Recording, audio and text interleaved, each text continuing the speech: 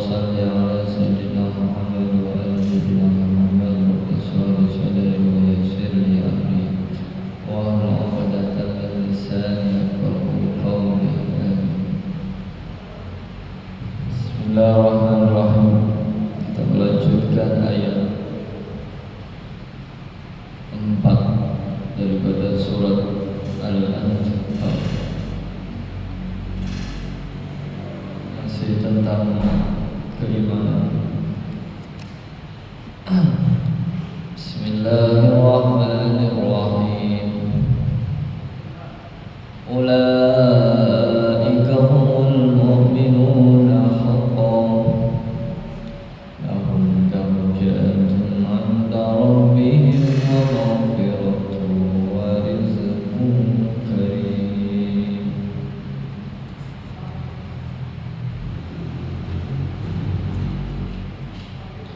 Kama akhrajaka rabbuka min baytika bil haqq wa inna fariqan minal mu'minina lakarihun. Sadaqallahu. Ulaika mereka humul mu'minuna, orang-orang mukmin. Mausufuna, yang tersifat mereka itu orang-orang mukmin haqqan, dengan sebenar-benarnya orang mukmin, orang beriman, tanpa keraguan, bila syak. Lahum darajat, dan baginya mendapatkan beberapa derajat di sisi Allah, yaitu surga. Inda rabbihim, di sisi Tuhan mereka. Wa maghfirah, dan mendapatkan pengampunan. Wa rizqun karim, dan mendapatkan rezeki yang agung, yang mulia. Fil jannah, yaitu surga. Kama akhrajaka, sebagaimana telah diperintahkan kepadamu, Rabbuka, oleh Tuhan, Rabbuka, oleh Tuhan, min baitika, dari rumahmu,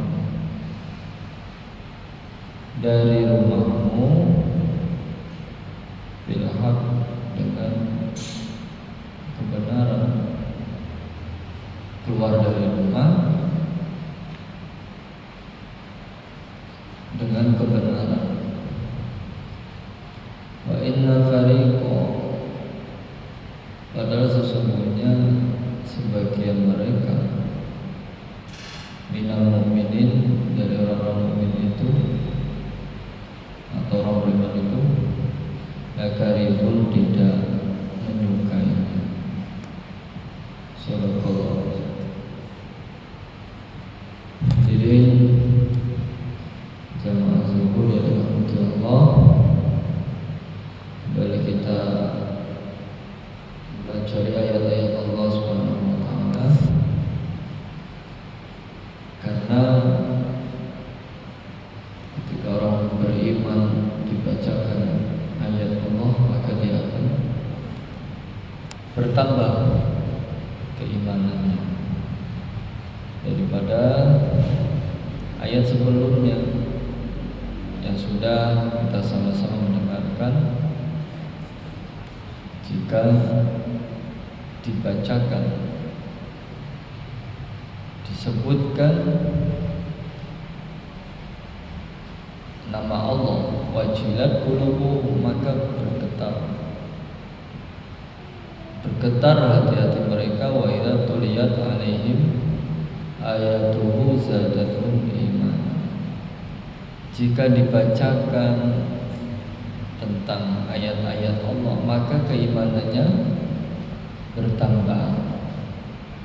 Wa ala rabbihim yatawakkalun, dan mereka selalu bertawakal atas Tuhan-Tuhan mereka. Ini ayat bahwa Allah menegaskan orang yang menghiasi dirinya dengan sifat-sifat keimanan, yaitu orang-orang yang mukmin sejati. Orang yang mukmin sejati tidaklah dia ini bergerak melainkan hanya untuk Allah. Ini orang beriman.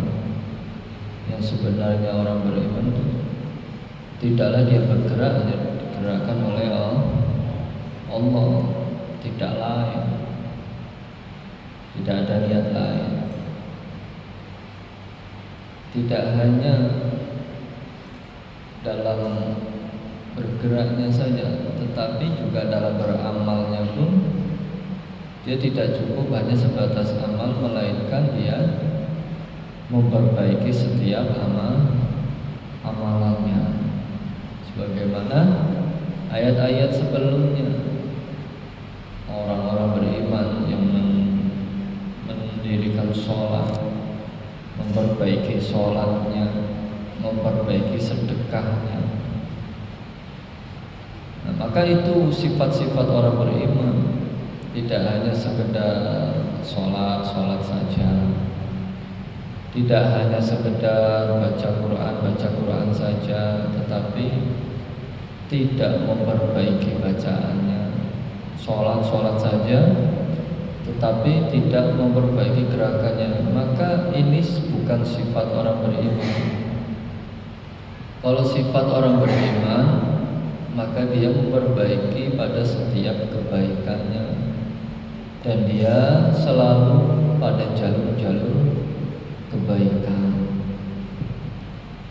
Di sini Allah menjelaskan kepada kita semua, ulaika humul mu'minuna haqqan. Mereka orang-orang yang tersifati, yang telah disebutkan dengan sebenar-benarnya iman, sebenar-benarnya dia yakin terhadap Allah, ya, mana dirinya itu dihiasi dengan amal-amal, sehingga mereka lahum darajat, mereka itu mendapatkan tingkatan-tingkatan derajat di sisi Allah, yaitu surga. Maka orang yang imannya sempurna, sebagaimana para sahabat, para anbiya itu, di pandangan imannya yang belum sempurna ketika di dalam surga itu seperti surganya kita melihat bintang-bintang di langit. Itu surganya para sahabat dan para anbiya. Yang kita lihat sekarang setiap malam hanya titik-titik putih di atas air, itu surganya para sahabat dan para nabi. Bayangkan, itu bayangan, pandangan keimanan seseorang itu masing-masing sesuai dengan amalnya.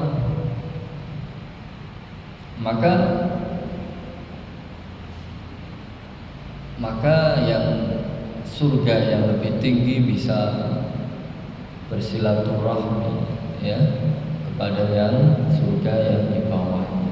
Sedangkan surga yang di bawahnya para iliyin. Nah, iliyin itu surganya para wali-wali Allah, surganya para sahabat, surganya para anbiya. Nah, mereka itu hanya kita ketika di dalam surga, ketika keimanan sesuai dengan tingkatan derajatnya, maka orang yang ada di bawah itu cuma bisa memandangnya saja, karena sangat jauh, sangat jauh. Sebagaimana kita melihat titik-titik putih di malam hari, yaitu bintang di atas langit. Itulah gambaran, ya, surganya para iliyin, begitu jauh jaraknya. Bagaimana dengan kita? Nah, kita selalu, ya, selalu pada jalur yang benar. Kita berusaha selalu pada jalur yang benar. Yang sudah benar saja kadang masih banyak salahnya. Kita sudah sholat, kita sudah baca Quran, kita sudah sedekah, kita sudah berbuat baik, itu saja masih banyak yang mau kita betulin, kekurangan dalam amal kita. Mungkin dalam sholat kita rukunnya belum sempurna, maka kata Nabi, sempurnakan gerakan sholatmu.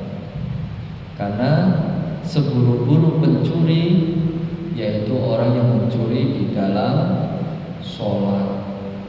Nah, maka sifat-sifat orang beriman ini tidak hanya beramal saja, tetapi tujuannya juga amal itu sendiri baik di sisi Allah Subhanahu wa Ta'ala.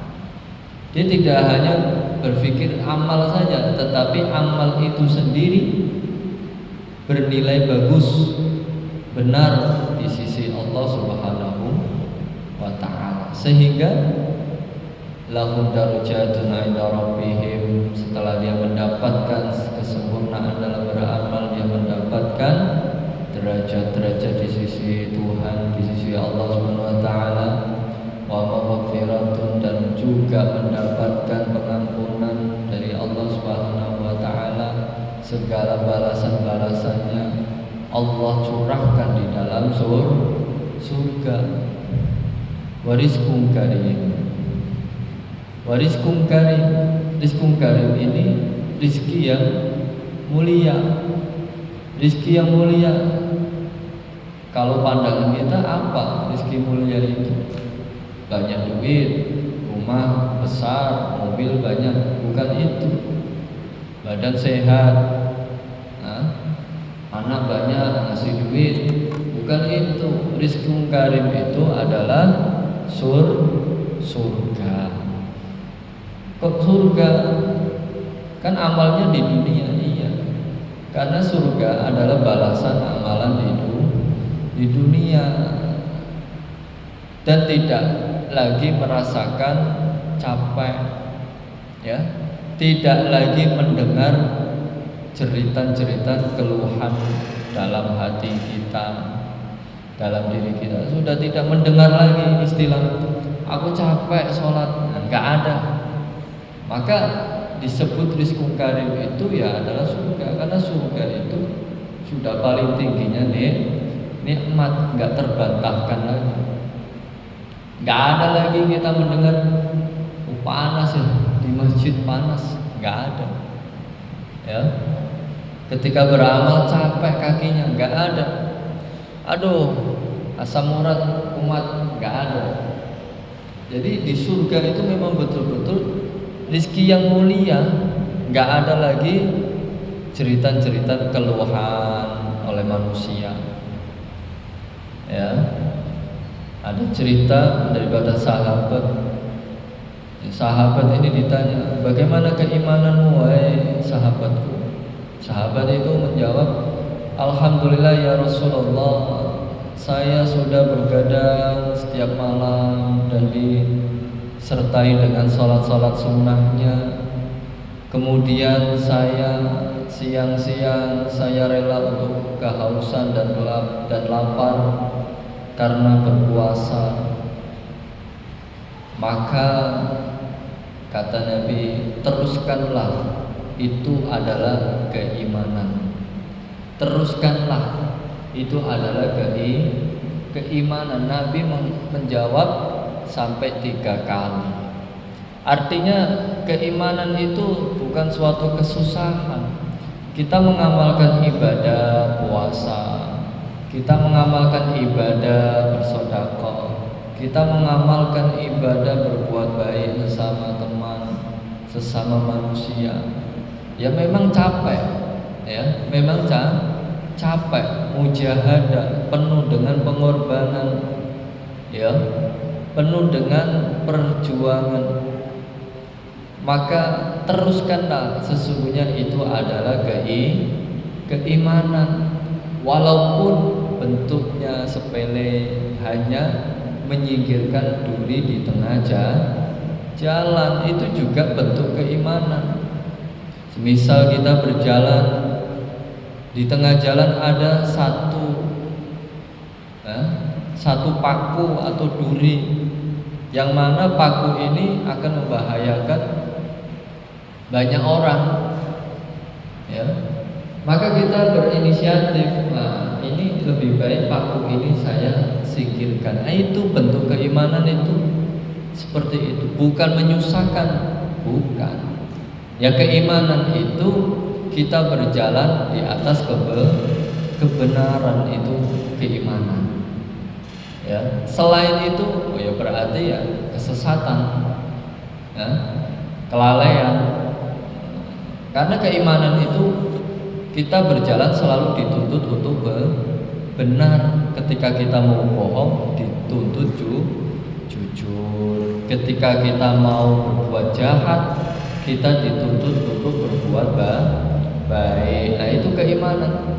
Ketika kita mau malas, kita dituntut untuk rajin dan disiplin. Nah, itu bentuk keimanan. Ketika kita berpuasa, pengen berbuka di tengah hari, nah kemudian kita menahannya sampai maghrib, itu juga keimanan. Kalau tidak ada keimanan, ya berarti tidak ada kebenaran pada diri manusia. Walaupun dikatakan orang itu orang Islam, walaupun orang itu mengatakan saya orang Islam, tapi bentuk keimanannya enggak ada. Waktunya puasa, dia tidak puasa. Waktunya sholat, dia tidak sholat.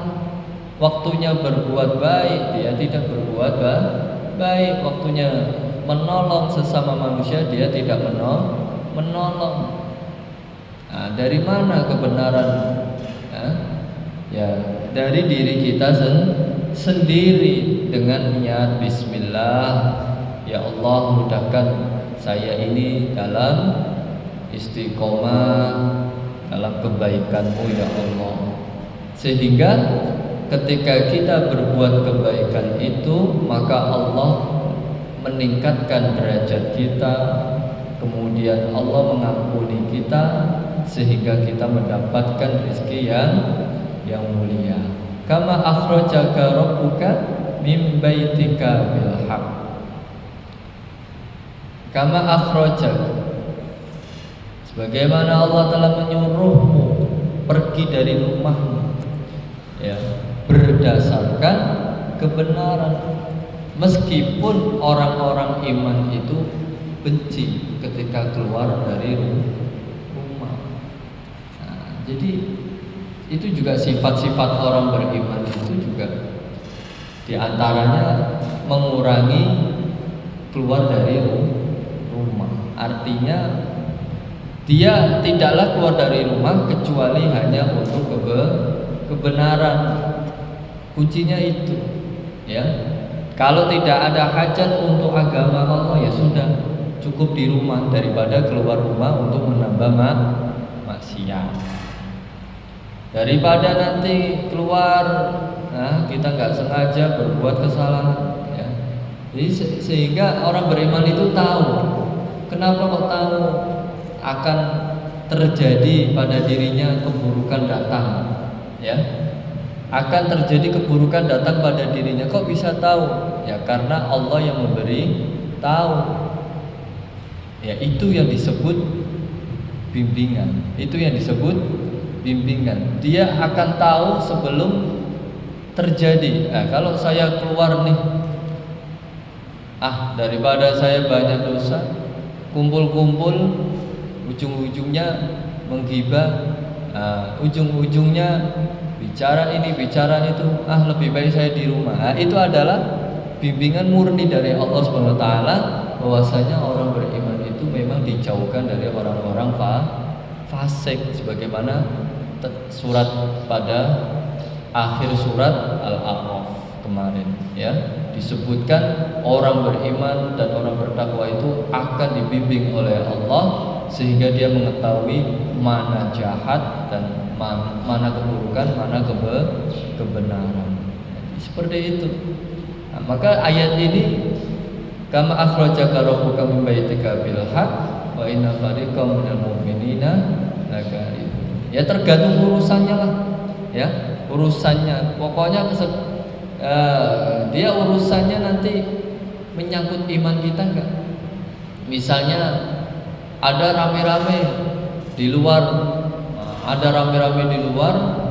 orang bagi-bagi rezeki, bagi-bagi sembako. Setelah diterima suruh keluar dari Islam. Wah, kan bahaya. Suruh meyakini selain Allah, suruh berbuat syirik. Itu bisa terjadi. Ya. Di Jawa, di sana sudah banyak, di luar sana sudah banyak, ya. Ketika orang itu mendapatkan musibah, ya, diuji oleh Allah SWT, mendapatkan musibah gempa, langsung keluar dari rumah, ternyata ada orang-orang bagi sembako. Ternyata yang menerima sembako sudah dibaptis menjadi Kristen, sudah keluar imannya, kan? Jadi bahaya. Maka di sini termasuk, ya, bentuk sifat keimanan seorang itu tidak keluar dari rumahnya kecuali hanya mencari kebenaran. Ya, kenapa demikian? Karena takut, ya, takutnya karena yang dia pikirkan adalah keimanan. Maka kita harus menjaga keimanan dengan sebenar-benarnya iman. Ketika kita keluar dalam perjalanan, maka tetap kita menjaga sholatnya. Ketika kita dalam perjalanan ke suatu tempat, maka kita tetap menjaga puasanya, menjaga sholatnya. Nah, maka itulah bentuk sifat keimanan itu, ya begitu. Dalam keadaan apapun kita masih dalam beramal agama, tidak sampai lepas. Saya kan masih perjalanan, maka saya nggak sholat. Nah, ini berarti lepas, keimanannya rusak. Ya, saya kan nggak punya duit, maka saya mencuri. Nah, berarti kan ini keimanannya lepas, artinya rusak. Nah, maka kita maksud daripada menjaga iman itu kita menjaga amal, selalu dalam amal yang benar sehingga kita tidak dikalahkan oleh setan. Kadang amal kita itu bisa kok dikalahkan oleh setan, bisa. Misalnya sedekah, sholat, zikir, baca Quran, itu saja masih bisa dirusak sama setan. Nah, bagaimana setan merusak? Buat dia riya, sehingga dia niatnya lain, ya, selain dari Allah. Niatnya untuk manusia, niatnya untuk ini, niatnya untuk itu, niatnya untuk lain-lain. Nah, maka sebenar-benarnya iman itu, ya, kita beramal dengan sebenar-benarnya sebagaimana yang dicontohkan oleh baginda Rasulullah Sallallahu Alaihi Wasallam, yang pastinya adalah selalu menyempurnakan sunnah-sunnahnya. Maka dengan kesunahan itulah yang menyempurnakan amal kita. Kalau kita ini misalnya sholat, nah, sholat itu disempurnakan oleh apa? Sunnah qobliyah, sunnah ba'diyah. Nah, sholat itu sendiri saja masih butuh disempurnakan. Nah, maka dengan sunnah itulah yang membawa kita beramal dengan cara yang benar. Nah, maka itulah disebut keimanan yang sebenar-benarnya iman. Bahkan Nabi mengajarkan kepada kita semua, ketika kita beramal kita beristighfar. Sebelum beramal kita istighfar. Di tengah-tengah amal kita istighfar. Di akhir amal kita istighfar. Mungkin kok bisa begini?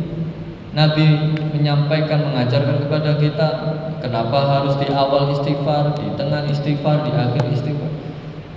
Takut ketika kita awal niat lain niatnya, maka kita istighfar dulu. Ya.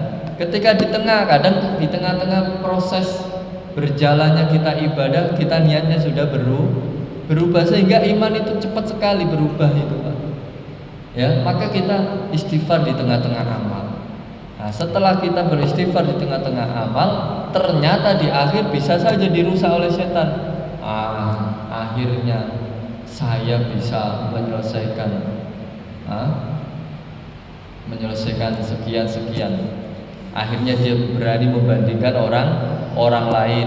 Nah, maka itulah bentuk setan mau merusak amal ibadah kita. Maka kita selesaikan dengan istighfar. Maka itulah yang disebut beramal dengan secara keimanan, yaitu dengan cara baginda Rasulullah Shallallahu Alaihi Wasallam. Maka hadirin dimuliakan Allah SWT, bagusnya amal kita, bagusnya iman kita, yaitu dengan memperbaiki amal dan iman kita. Semoga kita diberi taufik oleh Allah SWT untuk mengamalkan agama dengan sempurna. Kita tutup bagi para majelis. Subhanallah wa bihamdihi, Assalamualaikum warahmatullahi wabarakatuh.